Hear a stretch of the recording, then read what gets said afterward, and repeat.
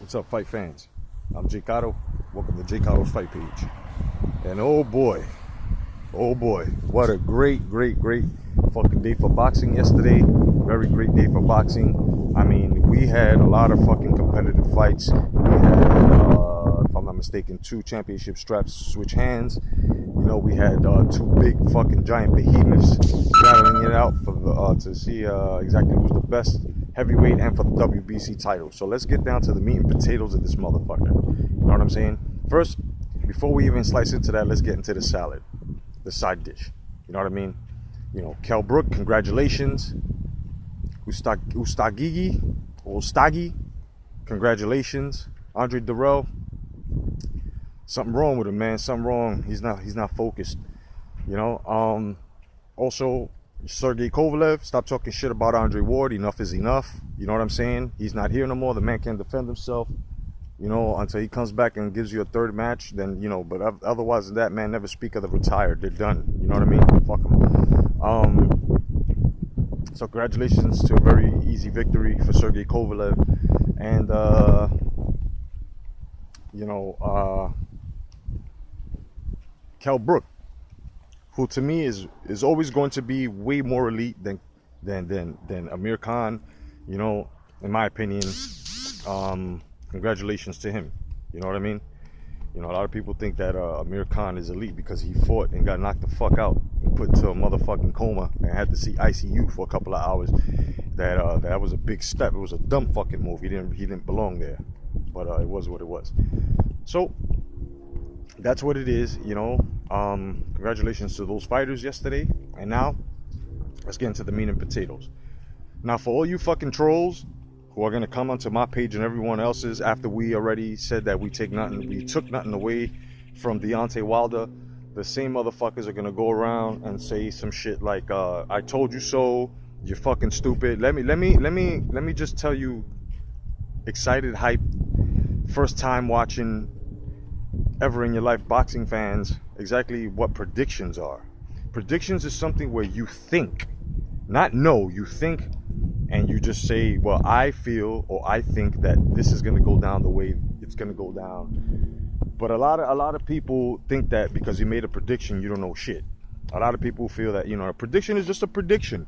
When you play lotto, you predict numbers.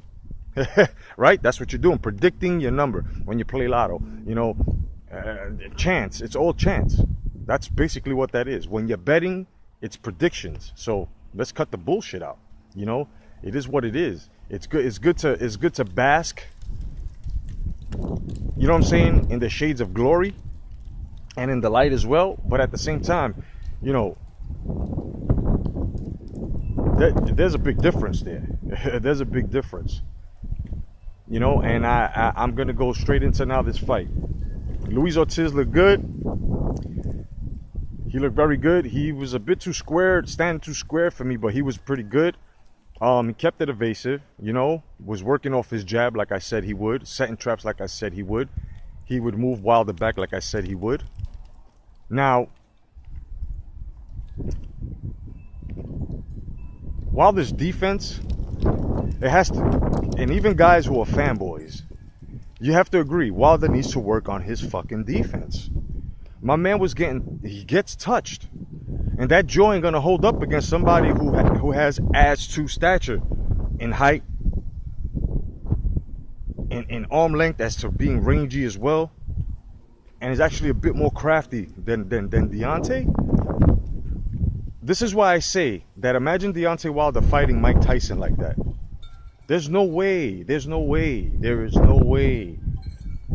You know, this is why I say that it's only the fighters that have the right to say, you know what, I'm better than this person, even though we know it's a lie. But the fight fans are not allowed to agree with this shit because imagine Mike Tyson in his prime, son.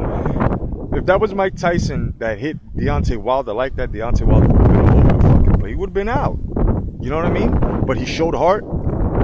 He showed grit. You know what I mean? He showed a lot of grit. And, you know, he just needs to tighten up his defense a bit more.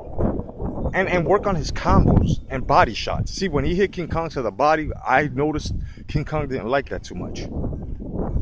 And Wilder is rangy, so he has that advantage to throw body shots, the looping hooks to the body like he did that one time, and he didn't pick it up. That it disturbed, it broke King Kong Ortiz's motion. You know what I mean? It broke his whole flow as to trying. That's why he was questioning, and he's taking little steps in and taking steps to the side, but you know, but being very hesitant, walking inward, right? And that was because of that body shot. And Wilder needs to work more on the body, stop headhunting so much. You know what I mean? And polish your shit up a little bit. Stop being so fucking wild. Your last name is Wilder, but it doesn't mean you have to fucking fill in the blank on that shit now. Don't wear that armor, because it's gonna get dented. It's gonna get rusted and crushed, man. If you run into somebody like a Fury, somebody like a Joshua, somebody like a Parker, and you have no type of defense whatsoever, but he did pretty good. Taking nothing away from Wilder. Congratulations. Me as a critic, you showed me that you had heart, but your skills still need some work. Now, just like I said over on Facebook Live to the other fight fans, I'm gonna tell you guys in the YouTube universe this. That fight and Wilder's right hand is basically the epitome of the saying, anything can happen in boxing. Okay? Anything can happen in boxing. And when these guys both threw their best hand at each other, which was a straight left from Ortiz going to Wilder and a straight right from Wilder going to Ortiz, Wilder's landed first, a bit more accurate against the ropes, and got caught. And from there on, and this is basically what happens. This always happens. This is what happens in a heavyweight. This is what you're supposed to expect in a heavyweight championship fight, or in any heavyweight fight. These guys throw bombs. These guys are big, so this is exactly what's going to happen. One big whopping punch is basically going to end the fight. You know what I mean? If it doesn't end the fight's going to end with a lot of punches landing and one guy falling down. Now, the thing that I didn't like, and you got to be an honest boxing fan here, the thing I didn't like was after Wilder got mollywopped in that 7th round, this fucking ref wants to give Wilder time. For what? There weren't any cuts on Wilder. Wilder wasn't even swollen. Why did they do that? To give him time. That was bullshit. As well as the scorecards. Let's be honest with ourselves. The scorecards were bullshit. Everybody had Ortiz up on that fight. 73-77 if I'm not mistaken. So what the fuck? Like, I didn't understand that. You see, this is exactly what I mean. The fuckeries. The fuckeries. Now, had this gone 12 rounds, and let me ask you, the Wilder trolls, the Wilder fanatics, and the Wilder fans. I always will respect the fans. So let me speak to all three classes, separating the fans from the other two. But let me ask all three classes of Wilder fans here. Had it gone to the scorecards, I already got my answer from other honest Wilder fans. Had it gone to the scorecards, do you think that Wilder would have been deserving of winning this fight by points, knowing that he was missing, wasn't hardly using the jab, and basically everybody had him up on points?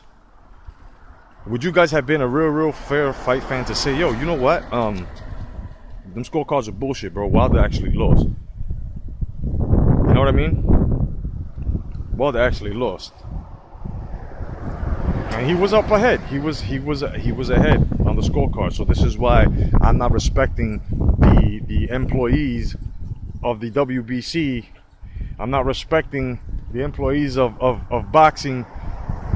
I said the judges and the ref for doing the little fuckeries like that. But it was a good fight. It was a very good fight, entertaining. You know what I mean? Congratulations, Deontay Wilder. You show me you have heart. But you need to work on your defense, my dude. Work on your defense and stop dipping down so low, because uppercut specialists like Joshua will tag that jaw. You know what I mean? You know, as to me seeing that you have an iron chin and stuff like that, well, you showed that. You showed that. Wouldn't call it adamantium, wouldn't call it iron. You know what I mean? But you hung in there and you you did what you did what you had to do as WBC champion, and that was defend and survive. And you fought like a defending champion yesterday.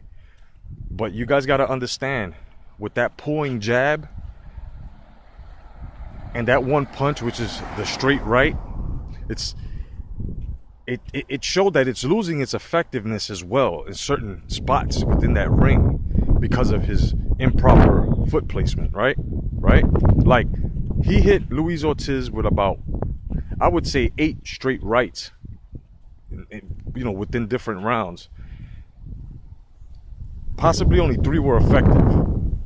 The other ones, he was letting them shits go, and King Kong was just walk. Now, if he fights a Fury, if he fights a Joshua, if he fights a Parker, you know, and this is what he's gonna bring, just that one pulling jab, the same move, pulling jab, straight right, pulling jab, hook, pulling jab, straight right, pulling jab, straight right, 1-2, 1-2, jab, pulling right, jab, or pulling left, straight right. That's you don't believe me? Go back, do the research. That's his whole technique in every fight.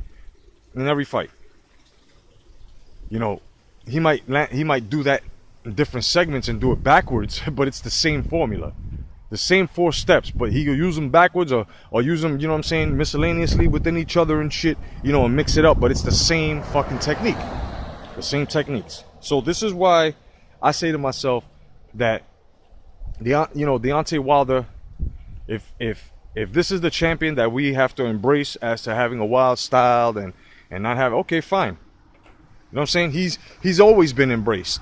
The problem here is the false claims of accusations. You taking another man's title as the baddest man in the planet, who we know that you wouldn't even fucking hold a candle up to, you know, even with no winds blowing whatsoever. You know, it just gets to that point, guys. It gets to that point that, you know, when fighters say certain things and they're not true, and then they're trying to force, you know, they're trying to force us to recognize them without them fighting hard and shit. It's something that fight fans like myself, and even fight fans that look into, you know, look into the fight game even a bit more harder than I do, like historians and shit, they'll be saying the same thing. And a lot of you fans have to respect that. A lot of you fans can't be quick to say, man, they don't know what they're talking. How you doing, sir? You know, they don't know what they're talking. Well, this is, no, you just can't discredit boxing historians. You can't discredit, you know, other fight fans that would happen to know more than you. You know, and you guys have to agree. You just can't take a champion the way he's doing, well, you know, the way he's doing shit now. You guys have to actually agree and say to yourselves, yo, wow, that was a good fight, but he really needs to tighten up on his defense. And y'all guys got to say as well, we don't need no help from no refs. We don't need no help from nobody. We don't need any help from anyone. This is what you guys have to say to yourself. My champ don't need help from anyone. No scorecards, no refs giving him extra time when not needed. This is what needs to be done.